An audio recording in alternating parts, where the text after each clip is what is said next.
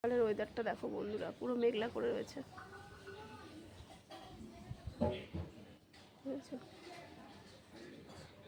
এই দেখো বন্ধুরা, সকালবেলা এর মধ্যেই চা করলাম। জানো এই গ্যাসের খুব প্রবলেম চলছে, এখন এর মধ্যেই চা করতে হবে। এই দেখো চা করেছি, তোমার দাদাভাই মানে চা পুরো একটুখানি নিয়ে আমার ঢেলে দিয়েছে। মানে সকালবেলা 2-3 বার মানে চা খাওয়া হয়ে যায়।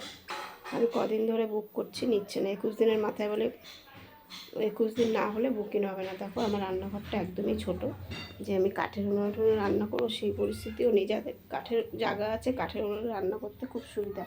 আর 21 দিনের আগে বলে গ্যাস বুকিং হচ্ছে না, কেন গ্যাসওয়ালা ছেলেকে যে গ্যাস তাকে ফোন করেছিলাম, বললো 21 দিনের আগে বুকিং হবে না। আর এই দেখো বিস্কুট নিয়েছি, কিছুতেই নিয়ে নিচে চাটা নিয়ে নিলাম। তাই 15 দিনে হলেও হতো, কেন বলো তো বন্ধুরা, যাদের একটা গ্যাস তাদের সুবিধা হতো, 15 দিনে বুক করে তো ওটা গ্যাসটা তুলতে পারতো। তাহলে দেখো সবার কী অসুবিধা হবে বলো, গ্যাস ছাড়া তো কেউই পারে না, মানে বেশিরভাগ লোকই গ্যাসেই রান্না করে।